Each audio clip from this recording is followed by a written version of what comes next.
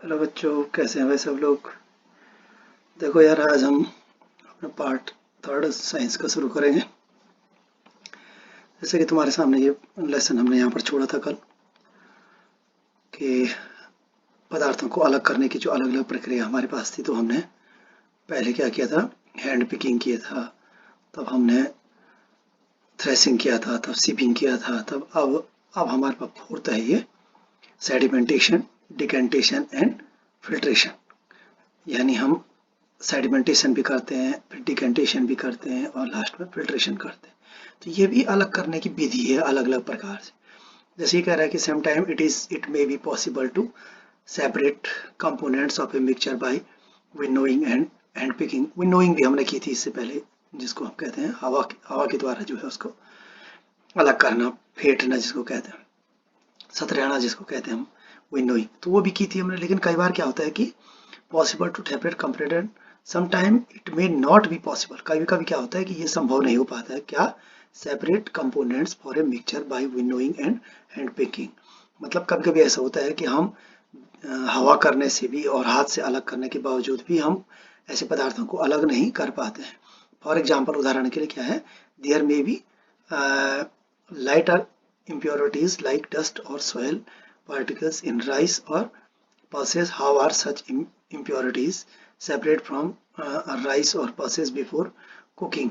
अब हमने चावल और दाल में जो है हम क्या करते हैं, ऐसे धूल और मिट्टी चिपकी रहती है कि हम उसको अलग करना मुश्किल है। हम सीधे चावल जो है चूल्हे में नहीं रख सकते हैं, या दाल सीधे चूल्हे में नहीं रखता, हम उनको क्या करना पड़ता है, हमको राइस और पल्सेज आर यूजुअली हुए washed before cooking.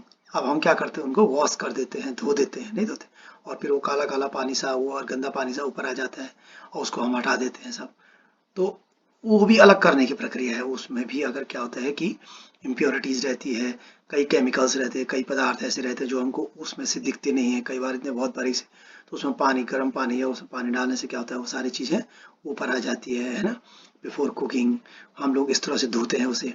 when you add water to these, और जब हम इसमें पानी डालते हैं तो वो साफ हो जाता है। the impurities like dust particles, जैसे जो खराब, जो कि डस्ट मतलब धूल के जो कण होते हैं, गेट सेपरेटेड, और पानी डालने से वो क्या हो जाते हैं, अलग हो जाते हैं। these impurities go into the water, और ये जो impurities होती है, जो अशुद्धताएं होती है, वो क्या हो जाता है, पानी में आ जाती है। Now what will sink to the bottom of vessel. अब भाई, नीचे कौन बैठता है, नीचे कौन बैठेगा, हमने पानी में डाला तो कौन, कुछ चीज ऊपर आई, कुछ चीज नीचे बैठी। तो राइस और डस्ट, नीचे तली पर कौन बैठा हुआ, चावल बैठा या धूल बैठा, तो चावल बैठा ना नीचे।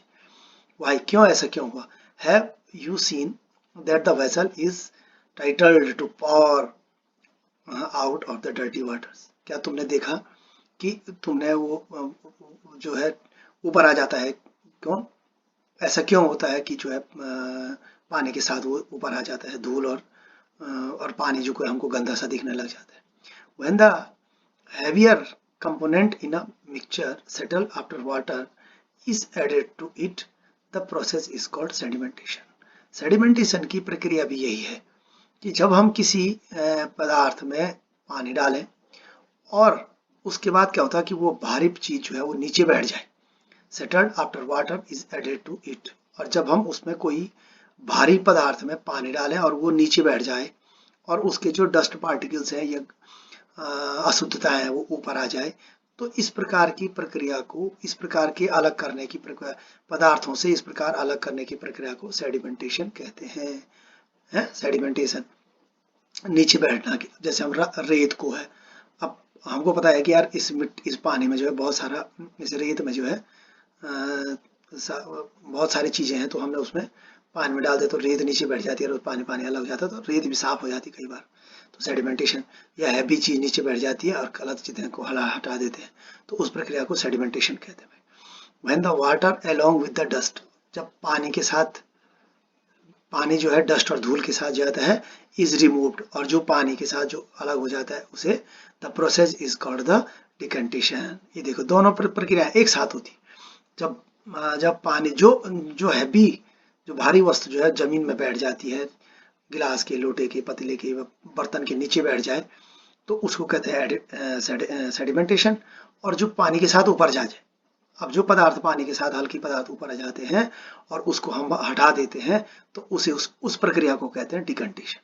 तो एक साथ होगी, जो हैवी पदार्थ है वो जैसे मतलब दाल चावल है तो चावल जो नीचे बैठा तो वो पानी डालते ही चावल तो नीचे आ गया, तो वो हो गया सेडिमेंटेशन। और जो धूल और उसको जो पदार्थ जो अन्य पदार्थ है उसमें से ऊपर आ गया उसे कहते हैं डिकंटेशन। ऊपर वाला हटा दिया तो डिकंटेशन के माध्यम से उसे हटा देते हैं, और जो नीचे बैठ गया वो सेडिमेंटेशन के माध्यम से नीचे रख दिया। Let us find a few other mixture that can be separated through sedimentation and decantation। और ऐसे हम कुछ और पदार्थों को भी प्रयोग देख सकते हैं सेडिमेंटेशन और डिकंटेशन के माध्यम से। The same principle is used for the separating of mixture of two liquids that do not mix with each other। ऐसे प्रक्रिया हम ऐसे दो तरल पदार्थों के साथ भी कर सकते हैं जो आपस में मिक्स नहीं होते हैं, जैसे कि for example oil and water, पानी और तेल आपस में मिक्स नहीं होते। From their mixture can be separated by the process. तो इस प्रकार के मिक्सचर को भी हम आपस में अलग कर सकते हैं। तेल में पानी है कहीं तो हमने क्या किया, उसमें से डाला और उसको, क्योंकि तेल ऊपर आ जाएगा और तेल को अलग अलग कर दिया और पानी भी नीचे रह जाएगा है। इस प्रक्रिया से उसे अलग कर सकते हैं। If a mixture of a such liquid is allowed to stand for some time, इस प्रकार का कोई मिक्सचर हो जिसे अलग करने, इस प्रक्रिया में हम किसी को अलग कर सकते हैं। If a mixture of such liquid is allowed to stand for some times they form two separated layers. और इस प्रकार के प्रक्रिया में क्या हो जाता है, दो अलग अलग लेयर बन जाती है, तेल की अलग और पानी की अलग। The component that forms the top layer can be then be separated by a decantation. और इसी जो ऊपर की जो लेयर है उसको अलग करने की जो प्रक्रिया है डिकंटेशन के माध्यम से हम उसको अलग कर सकते हैं। Let us again consider a mixture of A solid and liquid. अब एक देखो कि एक आओ देखते हैं एक मिक्सचर, एक सॉलिड और एक लिक्विड को, एक तरल पदार्थ और एक सॉलिड को हम देखते हैं, आपस में मिक्सचर लेके देखते हैं। आफ्टर प्रिपेयरिंग टी, एक चाय बनाने के बाद हम देखें जैसे चाय हमने बनाई तो पानी और चाय पत्ती दोनों मिक्सचर। What do you to remove the tea leaves, what do you do to, तुम चाय पत्ती को अलग करने के लिए, चाय से चाय पत्ती को अलग करने से क्या क्या करते हो तुम बोलो उसको। यूजुअली साधारणतः क्या करते हैं, वी यूज स्टैनर, हम स्टैनर का प्रयोग करते हैं, यानी चाय की छाननी का प्रयोग करते हैं टू रिमूव टी लीव्स, उसको हम अलग करते हैं। ट्राई डिकंटेशन, और कोशिश करो डिकंटेशन की भी, इट हेल्प्स अ लिटिल। कभी कभी चाय पर हमारे पास छाननी नहीं रहती तो हम क्या करते हैं, छन्नी कई बार नहीं तो हम चाय उबालते हैं और उसको बैठने देते हैं, चाय पत्ती नीचे बैठ जाती है और चाय ऊपर ऊपर करके हम निकाल लेते हैं। तो सेडिमेंटेशन कर दिया हमने, चाय पत्ती को नीचे बैठ गई, रह भी है, और जो पत्ती जो चाय रहती है ऊपर पानी पानी, उसको हम ऊपर से निकाल देते हैं। But do you little get a few leaves in your T, लेकिन फिर भी अब उस प्रक्रिया में कुछ ना कुछ चाय की पत्ती तो आ ही जाती है, फिर भी उतना साफ बिना स्टेनर के नहीं हो पाती। Now pour the tea through a strainer, अब हम कब स्टेनर के थ्रू, अब चाय छन्नी के थ्रू करेंगे तो did all the leaves remove in the strainer, और इसकी तरह से सारी चीजें उससे निकल जाती। This process is called the filtration, और इस प्रक्रिया को हम फिल्ट्रेशन कहते हैं। भाई देखो, अब हमारे पास सेडिमेंटेशन भी था, डिकंटेशन भी था और फिल्ट्रेशन भी था। जो सेडिमेंटेशन और फिल्ट्रेशन के बाद भी अगर कुछ पत्तियां, कुछ चीज अगर रह जाए या न निकल पाए, हमने कोशिश की थी कि पत्ती को नीचे बैठाया, उसके बाद पानी चाय का जो पानी था उसको धीरे से गिलास में डाला। इस प्रक्रिया से देखो, पहले हमने बैठाया, ऊपर ऊपर पानी आया, फिर हमने धीरे से इसकी पत्ती इसमें डाली, चाय इसमें डाली, लेकिन हुआ क्या कि फिर भी कुछ ना कुछ पत्तियां ऊपर वाली आ ही जाती। तो ये न डिकंटेशन हो पा रहा है और न सेडिमेंटेशन अच्छे से हो पाया है। तो इस प्रक्रिया को करने के लिए हमें, पूरी साफ करने के लिए हमें क्या करना पड़ेगा, फिल्ट्रेशन की प्रक्रिया, यानी हमने छन्नी लगाई। तो छन्नी निकालने के लिए हमने क्या किया, वो सारी चाय पत्ती उसमें अटक गई और हमारे चाय साफ निकल गई, तो उसे कहते हैं फिल्ट्रेशन, फिल्टर करना। Which is method of separating tea leaves from prepared T is better, जो कि ऐसी प्रक्रिया है जिसमें चाय को निकालने की, चाय साफ करने की एक ऐसी प्रक्रिया है जिसमें चाय और पत्ती को अलग अलग किया जा सकता है। डिकंटेशन और फिल्ट्रेशन, तो इसमें हमने देखा कि फिल्ट्रेशन के माध्यम से हम इसको अच्छा सा कर पाए। Let us now consider the example of water that we use. अब एक उदाहरण की तरफ हम देखें पानी की तरफ। To all of us at all time get safe water to drink, क्या तुमने देखा है कि हमेशा जो भी पानी होता है, जहाँ भी हम पानी होता है, क्या ये सेफ है तब पीने के लिए? हमेशा सारा पानी पीने लायक सेफ होता है? नहीं होता है। समटाइम्स क्या होता है, कभी कभी क्या होता है, water supplied through a tape, कभी कभी क्या होता है, नल में आने वाला पानी भी क्या होता है, मडी होता है, कीचड़ वाला होता है, गंदा होता है। The water collect from ponds, या कभी कभी तालाब से हम जो पानी निकालते हैं वो भी गंदा रहता है। रिवर्स, नदियों से भी जो निकालते हैं वो भी गंदा रहता है। मे ऑल्सो भी मडी, और उसमें जो है रेत होती है और कीचड़ मिक्स होता है, कई बार ऐसा होता है। स्पेशली आफ्टर रेन्स, बरसात के दिनों, विशेषकर बरसात के दिनों में आपने भी देखा होगा कि हमारे यहाँ नलों में भी गंदा गंदा पानी आ जाता है। Let us see if we can use some method of separation to remove insoluble impurities like soil from the water। अब हम कुछ प्रयोग कर सकते हैं और जिसमें किसी माध्यम से, जिस माध्यम से हम क्या करते हैं, कभी कभी हम नल पे कपड़ा लगा देते हैं तो वो बड़ी बड़ी चीज़ें तो उसमें अटक जाती है, लेकिन उसके बावजूद बारीक से बारीक चीज़ें भी रह जाती है, बहुत सारी चीज़ें भी पानी के साथ आ ही जाती है। वो इम्प्योरिटीज को हम मिट्टी जैसी चीज़ें नहीं निकाल पाते हैं। तो अब यहाँ पर एक्टिविटीज 5 दे रखा है। Collect some muddy water from a pond और ए रिवर, एक मडी कीचड़ वाला पानी या गंदा पानी जो है रिवर या नदी से या पॉन्ड तालाब से लें। इट इज़ नॉट अवेलेबल, अगर ये न हो तो mix some soil to water in glass, और या तो एक गिलास में पानी डालो और थोड़ा सा मिट्टी डाल दो। It is stand for half an hour, एक आधा घंटे के लिए इसे खड़ा रहने दो। Observe the water carefully and note the observation, ध्यान से उस पानी को देखो और उस जो तुम्हें क्या दिखता है उसको नोट करो। Does some soil settle on the bottom, क्या तुमने देखा कि कुछ मिट्टी जो है गिलास के नीचे बैठ जाती है? वाई, क्यों ऐसा होता है? What will be call this process, इस प्रक्रिया को हम क्या कहते हैं? नाउ स्लाइटली टिल द, इसको हम सेडिमेंटेशन कहते हैं ना इस प्रक्रिया को। क्यों बैठी हूँ पानी के नीचे? क्योंकि हैवी चीज थी, वो भारी थी, वो इसलिए वो नीचे बैठ गई। Now slide it in the glass without disturbing the water, देखो बल glass till the glass without disturbing the water. Slightly tilt, tilt कहते हैं झुकाना। अब धीरे धीरे उस गिलास को हम झुकाएंगे जब तक कि पानी बिना हिलाए हुए धीरे धीरे उस पानी को हटा देंगे। Let the water from the top flow into the another glass, और उस पानी को जो है उसके ऊपर वाला पानी के दूसरे गिलास में डाल देंगे। देखो इसमें देखो 5.1, इसमें देखो वाली process.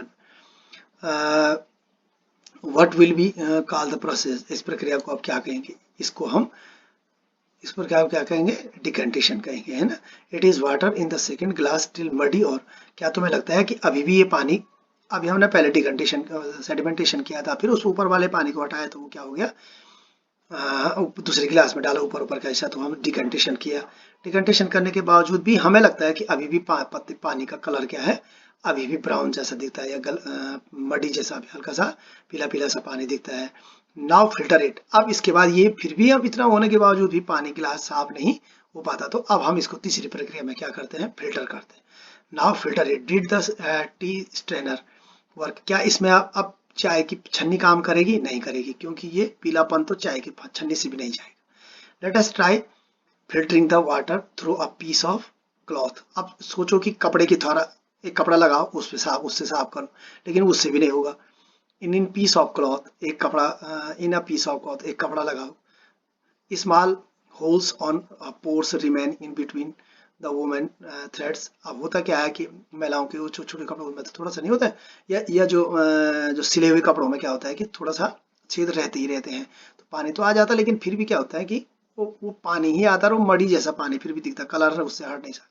This process cloth can be use as a filter, इनको भी हम फिल्टर की तरह बसरते यूज कर सकते हैं, लेकिन फिर भी if the water still muddy, अगर पानी अभी भी मडी है, मतलब अभी भी तुम्हें जो है गंदा सा दिख रहा है, impurities can be separated by a filter that can be, अब इसको तो केवल हटाने के लिए क्या करना है? एक फिल्टर के पेपर के माध्यम से इसको हटाया जा सकता है।